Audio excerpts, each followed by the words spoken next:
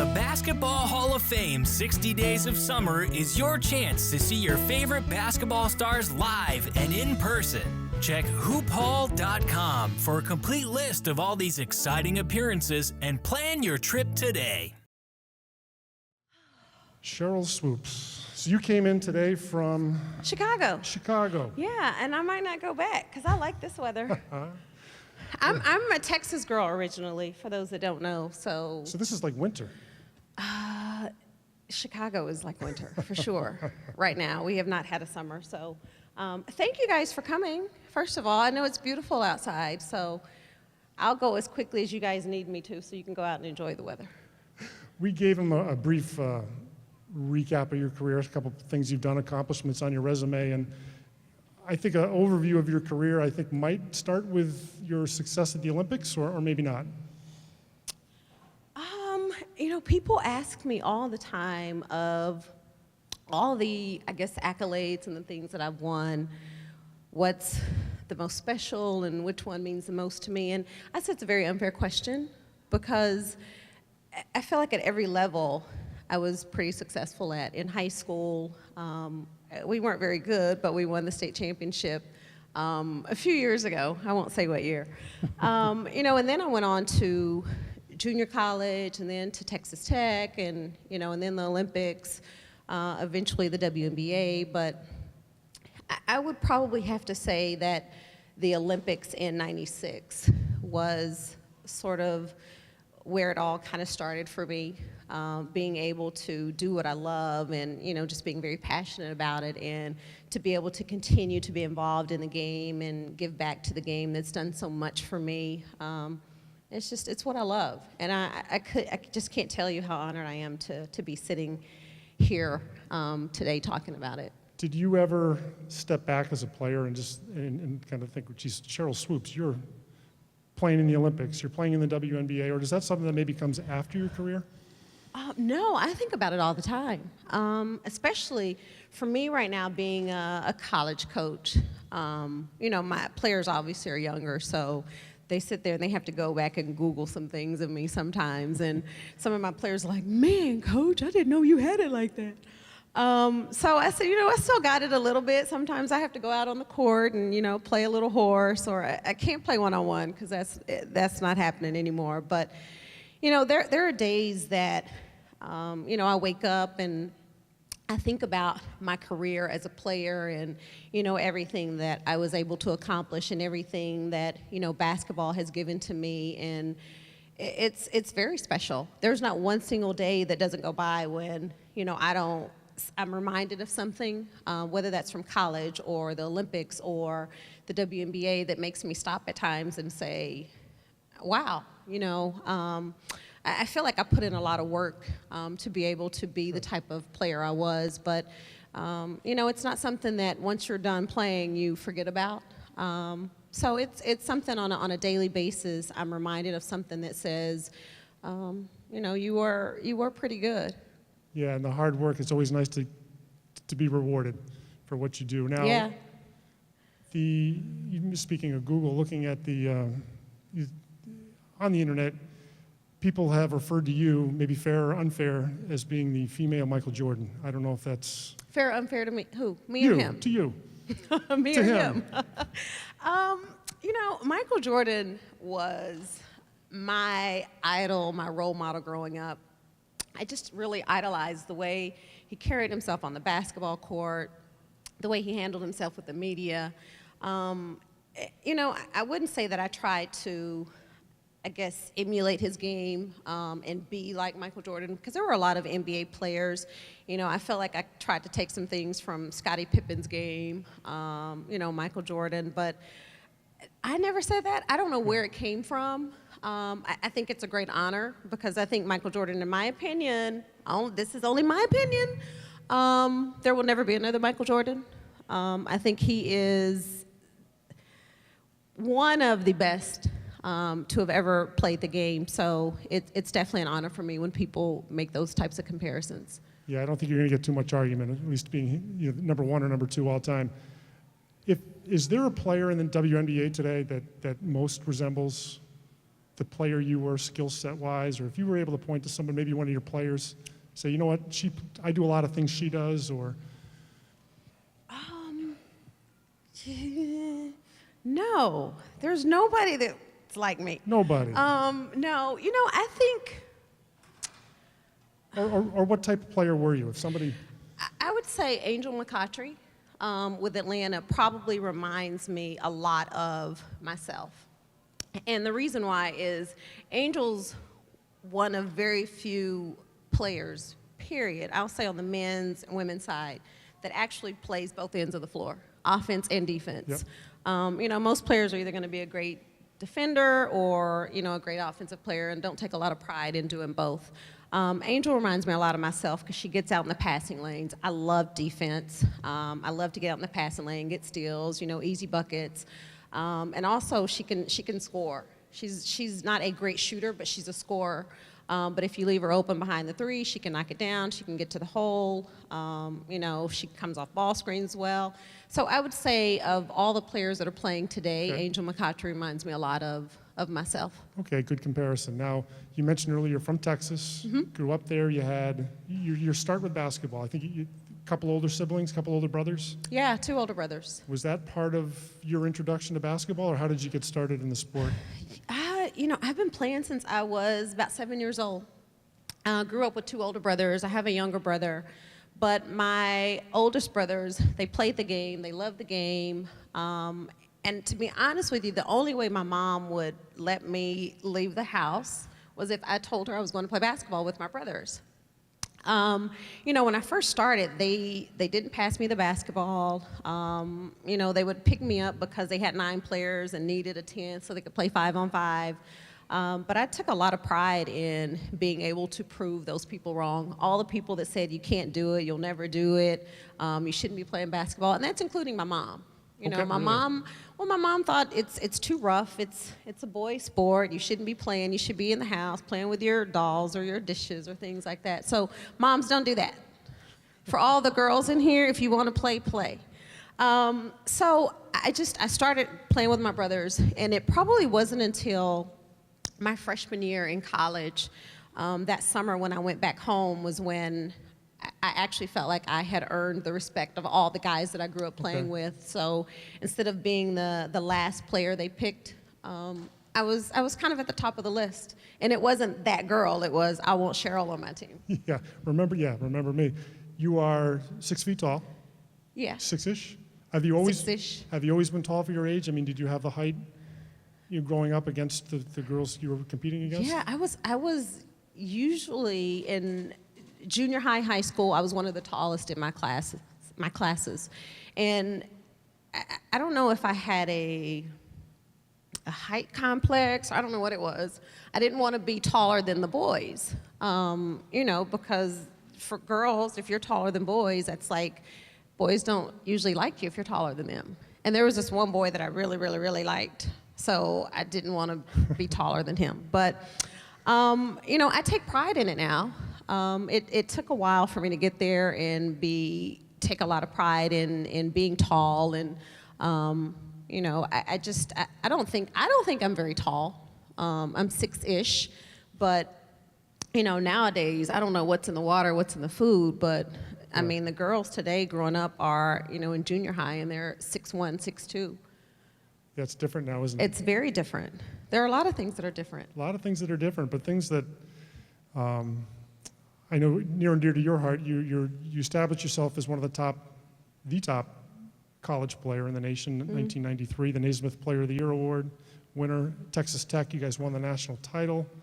If people don't know here, I think if my stats are correct, you scored 47 points in the national championship game. I did. Against Ohio State. I think you needed every one of them because you won by maybe 2. Well, so the score was 82-84, but the game really wasn't that close. It wasn't. No. I don't, it was one of those games where everything I threw up was just going in. I could close my eyes and just do that, and it was going in. I felt like I was in the zone. It was probably towards the end of the game when, we were up by 8 to 10 points with about 30 seconds on the clock. And we're thinking the game's over, and Ohio State is saying it's not over yet. So they're coming down, they're just jacking up threes, and they're going in. Okay. So they're at half court shooting it and it's going in. So it wasn't as close as the score indicates, but that was, for me, I feel like that was when I finally realized that basketball was probably going to be my ticket. Yep. I've always loved the game. I've always enjoyed playing. I've always enjoyed the competitiveness of it. The friendships that I've gained from playing basketball. But I think that winning the championship in '93 was sort of the thing that catapulted my basketball career. Had that not happened, or maybe it turns out differently, do you think about what you might have done with your life from that point on? Yeah, I thought I wanted to be a Dallas Cowboys cheerleader. Thank God I'm not. or a flight attendant. And I can tell you now, I'm so happy I'm not doing either one of those two things. I think it turned out okay for you. I think so. I'm pretty happy. So you finish college in 1993, Olympics come in '96, there's a gap. When did playing at the Olympic level, playing for your country, kind of become a reality for you, or even a thought? Growing up, I never really got an opportunity to watch women play on television. It was always the guys, and honestly, that's why Michael Jordan was my role model and someone that I really wanted to watch and say, I want to play like him. Because unfortunately, I never got a chance to watch the Cheryl Millers and Nancy Liebermans because the games weren't televised. I tried out for several USA teams, the younger teams, Pan American, Royal University games, and I probably got cut at least 3 or 4 times. Probably the third time, I was devastated because I thought in my mind that I was better than everybody else. But I continued to go back and try again until I finally knew that when I went back and tried out for the '96 Olympic team, there was absolutely no way they weren't going to put me on that team. And I tell kids and I tell my players all the time, every single person's on a team for a reason. You have to know what your role is, and you have to be willing to accept that role. And the first few years when I tried out, I thought what the coaches were looking for was just somebody that was going to go down and shoot the basketball every time you got it. And then I found out that's why I got cut, because that wasn't my role on the team. My role, even on the '96 Olympic team, was to be a great defender. I didn't have the coach that said, Sheryl, if you're open, don't shoot it. It was, your role is to defend. If you will defend, if you'll shut somebody down, you're going to play. And once I decided that I was okay with that role and I accepted that role, I fit in very well with the team. And, the chemistry that we had in '96 was, to me, very special. And very few teams, I think, can say they had the talent that we had, and all the sacrifices that we all individually were willing to make to be able to come home with the gold medal. In that year, I think we went like 60-0. Wow. Yeah, it was pretty special. And someone asked me the other day, the players today. I know I'm in UConn territory, but the Sue Birds and the Diana Taurasi's, and they said, if you could take that '96 Olympic team and put it against any other Olympic team, do you think you guys would win? And I do. Yeah. But I think it's because we accepted our roles, we respected each other, and we knew what each other was going to bring to the team day in and day out. And it was definitely a very special year for all of us. And I think it's because of the success that we had in '96 that the WNBA started. I want to touch on a message you mentioned there as far as you tried to try out a couple times, didn't quite work out the way you planned, but you come back. And I think there's a story with Michael Jordan maybe getting cut at some point in his high school career, and geez, if he had packed it in and took up tennis or something, the world would be different. And your perseverance, led to a couple more Olympic appearances and obviously a great career in the WNBA. I'm sure that was a time that you're happy. You said, you know what, I'm gonna fight through this and get it right. Well, for me, I think even just growing up and not having the best home life and, not having just things handed to me, I had to work for everything. And growing up with 2 older brothers and a younger brother, I also had to fight for things. So I've always been the type of person that anytime someone told me I couldn't do something, that just really motivated me, and it made me go back. It made me work harder. And I've never been the type of person that says, you know what, if you say I'm not good enough, then I must not be good enough, and I would believe you. It just made me go back and work harder and prove you wrong and say, well, I'll be back next year. So absolutely, I'm glad that's not something that, stuck in my mind, and I said, well, I'm not good enough, and, was able to come back and persevere. Good, and with the success in Atlanta of the Women's Olympic team comes the WNBA. Mm-hmm. You're a pioneer of sort. I think you were the first person selected for the WNBA. We didn't have a draft in 96. 97. Was it more of like an invitation? Yeah, it was you're from Texas, so we're going to place you on a Texas team. And it just happened to be Houston, and then we happened to get Cynthia Cooper, and then Tina Thompson was actually the first player that was drafted. Okay. And I don't know how we ended up with that draft pick, but we did. And we were pretty good back then.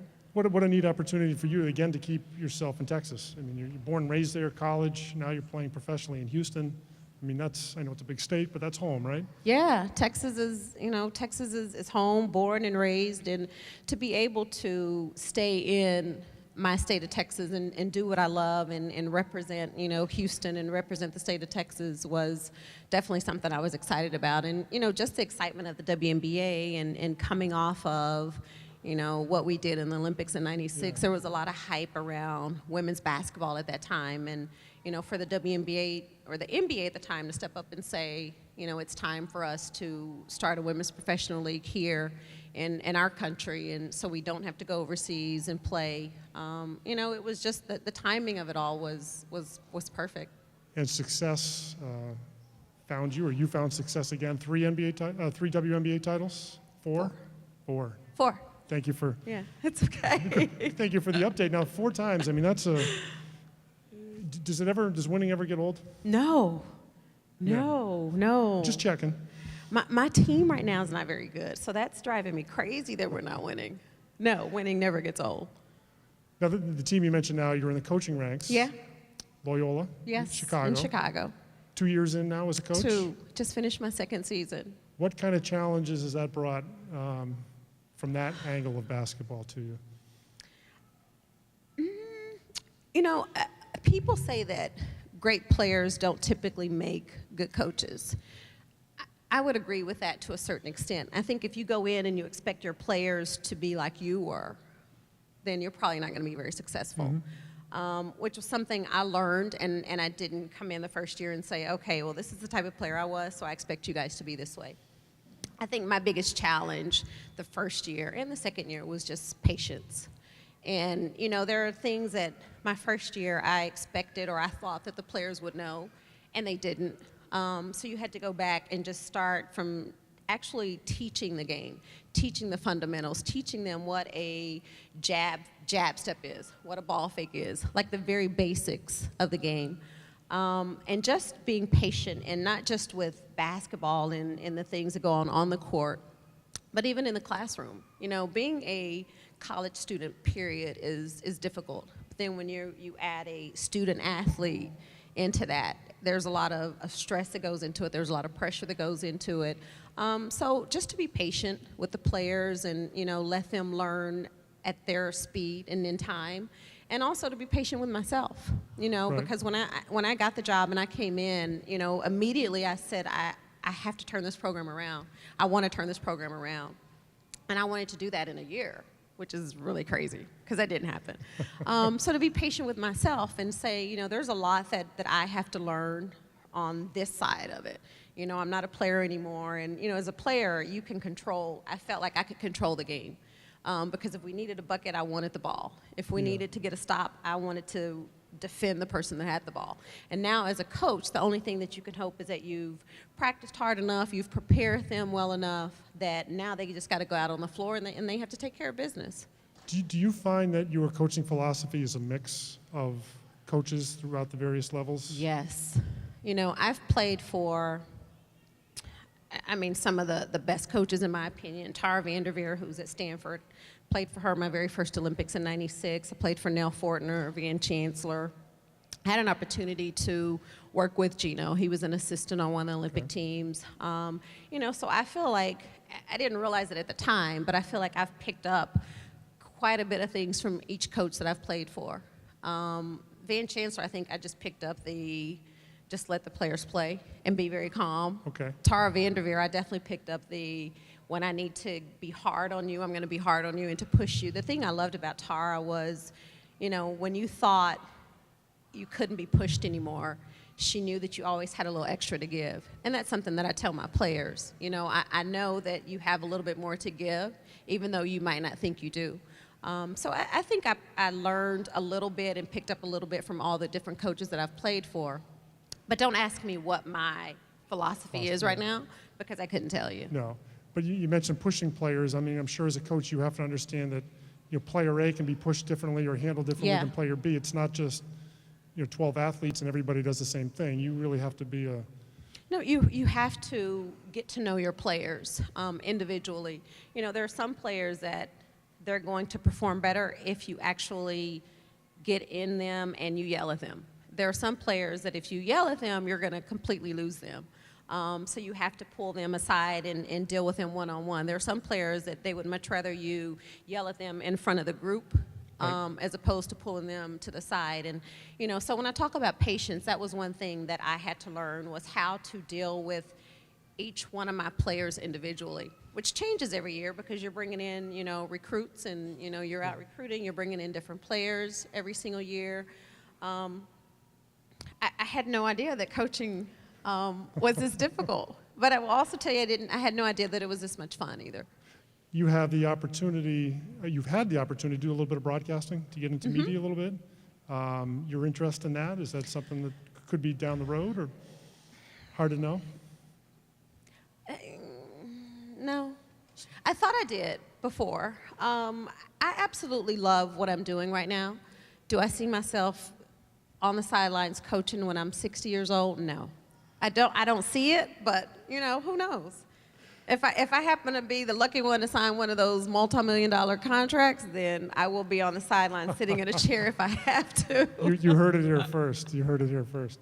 One cool thing that I think is kind of an anecdote to your career, first women's player to have a sneaker named after you. Yes.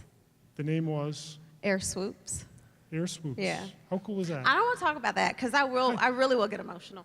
I'm going to drink some water. All right, we'll bring the tissue box out. No, I will get some water. Well, okay, I won't get emotional.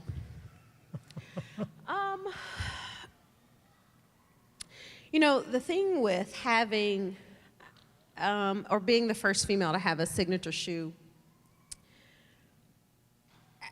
I can't even put into words like how special that is. I can't even say was. Right. Because I think that's something that no matter who you are, how old you are, how young you are, you know, I can't imagine anybody that wouldn't love to walk in a store somewhere and say, oh my God, there's my shoe on the wall. I can tell you when Nike first approached me back in 1997 and said we would love to design a women's basketball shoe, I thought it was a great idea. And they didn't say for me, they just said a women's basketball shoe because my entire college career, I wore men's shoes because they didn't really make women's basketball shoes back then. I know the girls in here that play basketball, you guys probably find that hard to believe, but they didn't make women's basketball shoes. And in college, I didn't even wear Nikes. I wore ponies. How many people in here know pony? I know that's the older people, not the young people. They're like, what, a pony? So I wore ponies and I wore, do you guys remember LA Gear? With the blinking lights? You remember that? Like, that's what I wore in college. So to actually be sitting having a conversation with Nike saying, well, yeah, I can give you my input on what I feel is important in a women's basketball shoe and, you know, what girls look for and, you know, what's going to sell. I was excited about that.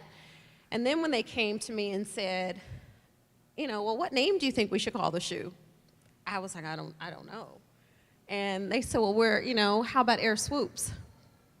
I literally fainted. I cried, I fainted. You know, I got an opportunity to go to Nike. I helped design the shoe, and, you know, just the whole process of being involved with the shoe and, you know, every step of the way saying, here's what's important, here's what I like, here's what I don't like. And then to actually have an input on the cost of the shoe. You know, because shoes nowadays, I know, you know, people are out getting beat up or worse over shoes. So to actually have an opportunity to have an input in and say, you know, here's where I think the price point should be for the shoe, because I think it's important that girls also have an opportunity to go in the store and say, I want to wear a woman's basketball shoe, not a man's basketball shoe. Just the entire process was really special to me. And to actually be able to, you know, wear my shoe, play in my shoe, and have other players wearing my shoe, and, you know, have little girls walking around saying, I want to wear your shoe. It's pretty special. Are the Air Swoops still in circulation? They're in circulation. They're just not in stores. So Okay. if you wanted a pair, you'd have to go to East Bay. East Bay, okay.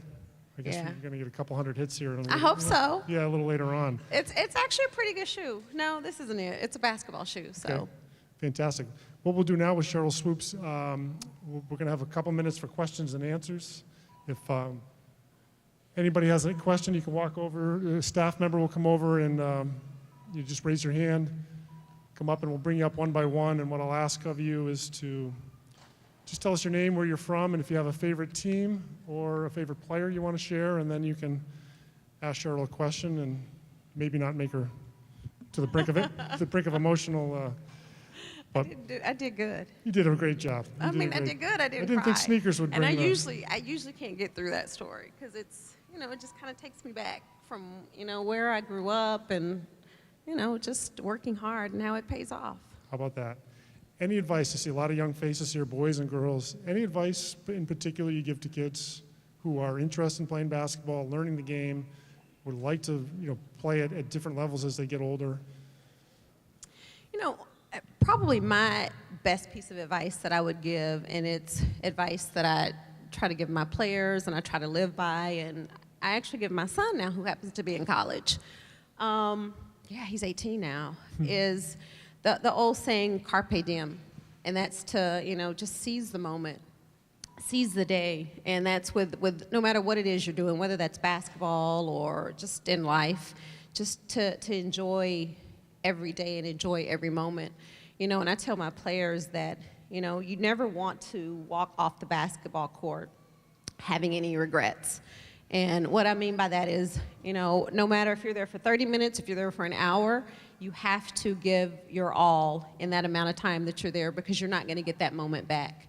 And, you know, now that I'm a little older, you know, those are things that I can appreciate and I understand. And no matter what it is that I'm doing, I always give my all. I never want to leave, you know, having any regrets with anything that I'm doing. Good. That's a good lesson. Now, the women's game has changed so much quickly. You were a major part of it as a player, still continuing to shape the game in the coaching level. Is there anything going forward in the next 5, 10, 20 years maybe that you'd love to see the women's game have happen to it to continue to Yeah, improve? $1 million contracts. There you go. Right?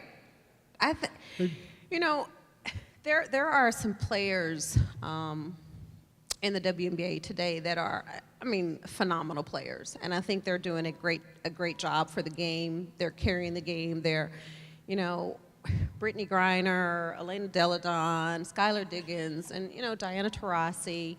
I think what they're doing for our game here in the WNBA is pretty special. You know, I also think it's sad that Diana Taurasi's not playing in the WNBA this year. One, because her body is just, she's physically fatigued because she's playing year-round. You know, she plays over in Europe for about 8 months out of the year. Then she comes back home. She plays in the WNBA for 3 months. So, and as you start getting older, your body says you can't do those things anymore. So then she makes a decision and says, well, do I want to play in my country, the WNBA, and, you know, make this amount of money, or do I want to play, you know, in Europe for 8 months, have my summers off, and make a lot more money doing that?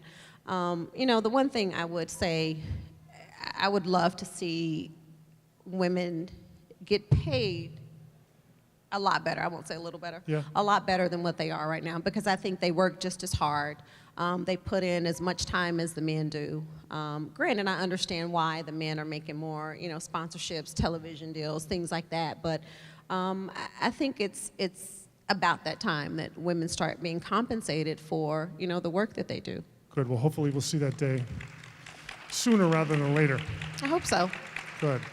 Now we'll bring up one by one our future future ESPN reporters for questions for Sheryl Swoopes. You can come on up. Did you say who? Future ESPN reporter? Yeah, for these guys. Where? It's you. It's- I was like, oh, wow. Hi. Hello, Hi. I'm Paula from New York. So first let me say you are awesome. Thank you. Thank you for elevating the game, not only for women, but for men too, because you are just, I love you. Oh, I appreciate So, that. Anywho, when I found out you were going to be here, I've got a son who's 16, one who's 13. My 16-year-old is a baller, Okay. and a lot of times he doesn't think that his mother knows what she's talking about. So he comes home frustrated sometimes because the coach will play him where he doesn't want to play. And so I try to preach to him being a well-rounded player, knowing your role, your position, but also being able to do all the other positions. So drawing on your coaching experience, your professional experience, what could you tell him as far as a coach? What are you looking for in a player? And don't you want that well-rounded player that can do it all? Personally, I do. First, thank you. Are you a Liberty fan? Oh, yeah. Okay. Personally, I do. I'm not one of those coaches that's always looking for a specific player that's just going to be a shooter. And the women's game may be a little different when you talk about college, because there are coaches that I know say, you know what, I'm recruiting you to do this. And also on the women's side. But for me, I like players that can play several different positions. And when you say, what do I look for in a player, now I'm going to get off of the basketball side, because I not only look for their athletic ability and their talent on the court, what type of, character do they have, how are they in the classroom, all of those things go into that. But when you start talking about basketball, what I would say is, I think it's important that you understand what your coach is, that he understands what his coach is looking for, but at the same time, you don't want to just limit yourself and say, well, I'm a shooter, because other teams are going to know that and say, well, he's a shooter, so they're going to get up on you and say, well, he can't put it on the floor. Yeah, so you do want to be very well-rounded, and if you can shoot the ball, then great, but what's your weakness? So make sure you're spending time working on your weaknesses as much as you do working on what your strengths are. Is that your son in the orange shirt? Yes. How tall are you? Stand up, Ellie. He's 6. How tall are you? Get some height there. I know. You got skills? Yeah, there's a nod. Yeah, you got skills. Go get a ball. There's one right there. No, we can't play with that one. And the That best ball's part too about pretty. it, we have it on video too, so they won't forget this message from Sheryl. But what position do you play? He wants you to play the center, and you don't want to? But you should be able to do it all. Is that because you're the tallest on the team? Well, if you're the tallest on the team, you're going to have to play in the paint. But you also can play on the perimeter. Have you tried talking to him about it? Oh. Has Mama talked to him about it?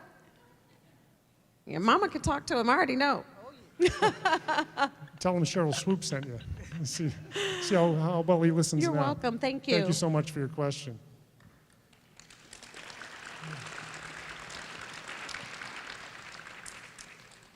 We got a double question coming up. I see that. She's tall, too. We're from Utah, and my name's Shelly, and this is my daughter, Brooke. Hi, Brooke. Brooke. Hi, Brooke. Yeah. Hi, Shelly. We got 2 questions. I'll go first. Okay. Okay, I played high school, college, a little bit of that, and there's always that one game that you remember. Do you have, like, one game you could say, all right, From this high is-" school? No, from any Oh, of I was them. like, No, you're from taking any. me No, way that's back. way long ago. Oh, that one game. I have a few. I don't have just that one. Well, so in college, that one would definitely be the Ohio State game in the Final Four, for a lot of reasons. And in the WNBA, there's several. I don't have just that one that sticks out right now. I could say the first time I had a triple double, that one for sure sticks out. But there were quite a few that were pretty special to me. It's good to have options. Is there anyone who you enjoyed playing with or scared of in the WNBA? Anyone I enjoy playing with or scared of? Playing with. I enjoyed playing with Dawn Staley. Do you know who that is? She now is the head coach at South Carolina. Can't believe I'm saying that, but right, she is. I enjoyed playing with Dawn Staley because Dawn was a little itty-bitty point guard, but she was probably about five-ish, but she played like she was about 6'5". She was a great leader, a great teammate. Didn't really matter who you were, if that was myself, Lisa Leslie, Rebecca Lobo. She was one of those players that when she needed to get on to somebody, she would do it. It didn't really matter who you were. And she was just a great leader for the team. Anybody I wasn't scared to play against anybody. I love competition. But if I had to say someone that I didn't like to play against, would be Lisa Leslie. Do you want to know why? Because she was mean. Like, she was dirty. Lisa was a dirty player. She's getting inducted in here, I know. But, like, I loved playing with her. Like, in the Olympics, I loved her being on my team. But in the WNBA, having to play against the Sparks, I hated playing against her. Because she was always going to throw an elbow. And if you Google Sheryl Swoopes, Lisa Leslie fight, you'll see it. It wasn't a real fight, but I went to go shoot a layup. She fouled me, so I turned and walked to the free throw line. She got the ball, and she threw the ball at me, like hit me in my back. So it had to sink in for a minute, like she really just did that. So I was at the free throw line, and then I had to turn around, and I went back to her, and just Google it, you'll see it. And you guys are friends now, right? We are. You are, good. Yeah. Good. Because we don't play ball against each other anymore, so. You keep it clean. Brooke and Shelley, thank you so much, and thank you for your Thank effort. you. All the way from Utah. So, I have a final question for you, Sheryl Swoopes. The emotions that you feel, being here at the Hall of Fame, experience it, seeing everything that is the Hall of Fame, what does that mean to you? I'll make it quick. I know a lot of, Dawn Staley's in here somewhere. Lisa Leslie, she's getting inducted this year, I believe. Yep. It's, just sitting here, and although I have not been inducted into the Hall of Fame, knock on wood, yet, hopefully I will be, it sort of makes me sit here and think about my entire career. And, the good, the bad, and everything in between that I went through as a player and as a person. To be sitting here in the Hall of Fame and understanding what this means and what it represents. And, to me, the best of the best is here, up here Right. on the wall. And to think about me possibly being in here someday, it is emotional. But it's not a bad emotion. It's a great feeling. It's a great thought. Basketball has been so amazing to me, and not just the things that it's given me on the basketball court, but the things that it's given me off the court, the life lessons that I've learned, and the friendships that I've made. I've made a lot of great friendships, lifelong friendships, because of the game of basketball. And one thing I tell my players every single day is, to me, I looked at it and said basketball was a privilege. And it's something that I never took for granted as a player. I don't take it for granted today as a coach, and that's something that I try to tell my players that, it's a privilege, and you should approach it that way and never take it for granted. And, I'm very passionate about the game, and anything that I can do to help grow the women's game is something I'm willing to do, and it's such an honor for me to be sitting here today with you guys and with you, and just being able to share a little bit of my life story. Good. And for the record, you are not yet eligible for the Hall of Fame. Yeah, I know. So you say you have time. You have another year, maybe. I do. Right? I have one more year left. Which is a 5-year Yeah. from your I final. retired 4 years ago from the WNBA. Okay. Maybe we'll be seeing you upstairs someday. I hope so. There you go. Thank you. Well, our thank you to Sheryl Swoopes for joining us on the 60 Days of Summer.